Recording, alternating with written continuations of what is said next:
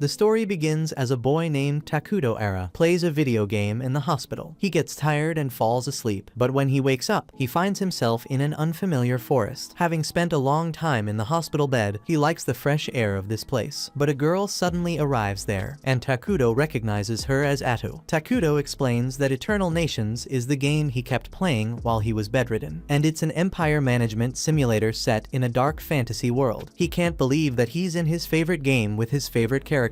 Atu calls him king, and he wonders if he should roleplay, but seeing him confused, Atu assures him that it's alright. She reveals that he was the first to clear nightmare difficulty using the toughest civilization, Minagra, the civilization of ruin. Atu notes that his brilliant strategies have placed him at the top of the official leaderboards, and she calls him the legendary player Takudo. He wonders how she knows this, and Atu mentions that she remembers every word that he said to her. Takudo tells her that perhaps he used her as his character because he wanted to become strong like her, and he is glad that they're able to talk face to face. She is also glad to meet him, and he wonders if this is heaven, asking if she is the one who summoned him to this world. Atu informs him that she also suddenly found herself in this place, but she doesn't think that it's heaven, because it looks more like the world of Eternal Nations. Atu thinks it's a miracle, and she is just happy to meet him. She says that she has no idea what this place is, but she just wants him to start over with her and build an empire just for the two of them. Takudo is also clueless about this place, and he has no idea what's going on. But since he is already here, he wants to do it again. He wishes to recreate his blissful days, and he agrees with Atu's idea of building a nation just for the two of them. Atu then gets into character, telling him that she will serve him from this point on, but Takudo thinks it's embarrassing to act like this in real life, which she agrees. Takudo confidently declares her his only vassal and confidant, and he tells her that although everyone calls them the most evil empire, they specialize in internal affairs, so they both believe they should shut in. After that, Takudo summons a long-legged bug as a scout, using emergency production, but they both find it disgusting. He explains that Minagra is a peaceful civilization that governs over evil and ruin, so they need to act with that in mind. Atu realizes that it means they must avoid being detected early in the game, which Takudo agrees with. He commands the scout to gather information on the surrounding area, and she reminds it not to disappoint their king, so it immediately rushes out. Atu is glad to see that it listens to orders, and Takudo thinks that it's just like the game, stating that he can also see the scout's vision to some extent. Takudo reveals that they had a total of 200 MP, and he used 100 MP to summon the scout, while it will cost them 20 MP to set up their initial base. Atu thinks the emergency production is costly, and Takudo tells her that he wanted to summon a warrior, but he can't do that with their limited mana. She feels sorry because normally she would be confident in taking care of things in the fighting department, but since they are starting afresh, she is not strong enough right now. He states that she is from the hero unit, so she will grow stronger with time, but right now her level is only 3, and if a powerful enemy shows up, their empire will be destroyed. Takudo thinks the difficulty level is quite high, which worries him, but she asks him to cheer up. Meanwhile, the scout continues to check the surroundings, and Takudo gets a general idea of the area around him. He is surprised that there is nothing but trees out there, and Atu thinks trees are good for hiding, but she also finds it strange that there are no signs of wildlife. Takudo informs her that there is also no food here, so they will have to continue scouting for a while. Atu apologizes that she can't be of more help in this, and he mentions that it's fine, because it's already a huge help to have her by his side. She is extremely happy to hear it, and he is surprised to see this side of her, because he couldn't grasp her personality in the game. Takudo suddenly sees a dark elf settlement through the scout's vision, and he notices that they are all gathered not too far from their location. After learning about the presence of dark elves, Atu realizes they are really in the fantasy world, but it's a bit of relief as dark elves tend to be neutral, leaning a bit towards evil. Takudo wonders if this means that they are in the world of Eternal Nations, and he thinks that it would be bad if this were someone else's starting territory. He wants to avoid war right now, and he thinks that they should do their best to stay hidden for the time being. Takudo mentions that bordering another empire is the worst thing that can happen to them, but Atu tells him not to worry, stating that they can just run away in the worst case scenario. He agrees with her, and mentions that their kingdom loves peace, so they should just gather more intel on the area, and if things look bad, they can run away. As they are still celebrating their new strategy, they are disturbed by the sudden arrival of some dark elves there. The scene shifts to the past, where we see the same group of dark elves who met Takudo roaming around the forest in search of food. The group members tell their captain, Gia, that they should just leave the cursed lands, but he reminds them that they have no other option, since they were already driven out of of their land and they have nowhere else to go. He doubts that the children can endure this any longer, and he is sure that there must be food somewhere around here as there is a lot of vegetation in this place. One of his team members named Emily explains that the lands are a sea of trees stretching across the edge of Idaragia's uncharted territory, and ancient texts say that something evil is sealed in these lands, which doesn't allow life to prosper here. Gia thinks this is just a superstition, and he mentions that the trees here are really dense, and he is sure that they can find something to eat. Gia states that they shouldn't give up hope, believing that the spirits of their ancestors are going to show them the way to overcome this trial. He agrees that this forest is unsettling, but he doesn't have the option to turn back for the sake of his people. Just then, he comes across Takudo, and he notices he is surrounded by darkness, which scares him as he believes Takudo is dangerous and pure evil. Gia thinks one wrong move and his entire race will be wiped out, so he decides to kneel before him. He introduces himself as Captain Gia of the Dark Elves clan called Mazaram. He mentions that he can sense Takudo is a powerful and noble being, so he apologizes for trespassing on his lands. Atu is glad to see that they understand what it means to set foot here, and she wonders what made them break the taboo of coming there. Gia explains that their clan once resided in the central lands of Idaragia, but as he is blabbering about how he got there, Atu tells him that she doesn't have the time for this, asking him to cut to the chase and get straight to the point. He reveals that they were chased out of their lands, and they had nowhere else to go, so they came to this forest. Takudo asks them if they are hungry, which surprises Gia, but Atu tells him to answer, so he mentions that their persecution was so severe that they had to flee, leaving behind all their belongings. They ran out of food along the way, and they haven't eaten in days. He wonders why they have to endure cruelty like this, thinking that they have done nothing wrong, and all they want is a safe place to live. Just then, Takudo summons some apples, and he tells them to eat, but it's the first time the elves are seeing apples, so Gia wonders if he should start eating immediately, but he thinks it might look offensive. However, he notices his teammates eating the fruits without any worries, and they seem to be enjoying it. Takudo gives them some pears as well, and Atu asks Gia to enjoy the food her master has given them, but Gia bows down, asking if he can take these fruits to the ones left behind, as there are children among them who haven't eaten for days. Takudo hears his plea and gives them more food, which shocks Atu as she doesn't like him wasting his powers like that. After seeing his kindness, Gia thinks about how the Dark Elves are a reviled race that fled from the light, and it was only through the mercy of the elves that they were even allowed to survive. They have endured so many difficulties, and they are forced to live in places untouched by light. He believes no one has ever reached out to them like this, and they all thank Takudo for his gift, thinking it all seems to be a miracle. Gia asks him who he is, but Takudo doesn't answer, and simply tells them that the food belongs to them now. Meanwhile, we see that the other Dark Elves are starving, clinging to the hope that Gia is going to bring them something to eat. Just then, Gia and his group arrive, and they can smell the delicious fruits, which they all happily share with each other. One of them asks Gia how he managed to get this much food, so he mentions that they just happened to run into it, not telling her about Takudo. At night, as everyone is sleeping, we see Gia standing guard, and the village chief named Molter joins him. He mentions that the fruits that Gia brought back were very special, and even in his long life, he has never seen fruits like those. Gia agrees, and the elder asks what really happened. So Gia explains that they met the being of legends in the forest. The one Emily mentioned was sealed away in the accursed lands. The elder is surprised that he met the King of Ruin, and Gia inquires if he has heard of him. So Molter notes that he knows a bit about him from the old texts and folktales. It is said that when the world becomes overpopulated, the King of Ruin will appear, and he will destroy everything in existence, returning the world to a clean slate. No one knows if this is true, but also no one can guarantee that it's false. He asks if the being named himself, but Gia states that it never did, but it did look as terrifying as the name suggests. The elder wonders if he spoke with the king, and Gia tells him about Atu, who conveyed the king's words to them. The elder is not sure if what he met was the King of Ruin, but whatever it was, it doesn't look good for their future. Molter explains that now that he has eaten and replenished his mana, he can feel that something is not right in this forest. He asks Gia what he gave in return for the food, so Gia tells him that the being asked for nothing, which surprises the old man, since no evil thing in this world gives something without taking something in return. Gia says that they just answered some of his questions, and he believes the King of Ruin lent them a hand out of benevolence. The old man can't believe it, so Gia once again tells him that he believes the Great One pitied them and gave them aid, but it enrages Molter, since they only use the title of the Great One for those they respect. Gia believes Takudo deserves the title, since he saved their lives by offering those fruits, but Molter thinks he is under under some sort of spell. However, Gia rejects the idea, reminding the old man of the king's blessings on them, which gave them the strength to argue. He asks Moulter that under these circumstances, what was he supposed to do? And even Moulter doesn't know the answer to this question, so he just tells Gia that he did well. He mentions that, since he is their tribe's chief, in the future, he will handle negotiations with the king, and he is sure his experience will prove useful. On the other hand, we see Atu scolding Takuto for wasting his mana for the Dark Elves, and he states that he just felt bad for them. She tells him that he can't waste his mana when they are just starting out as a civilization, but Takuto asks her to cheer up,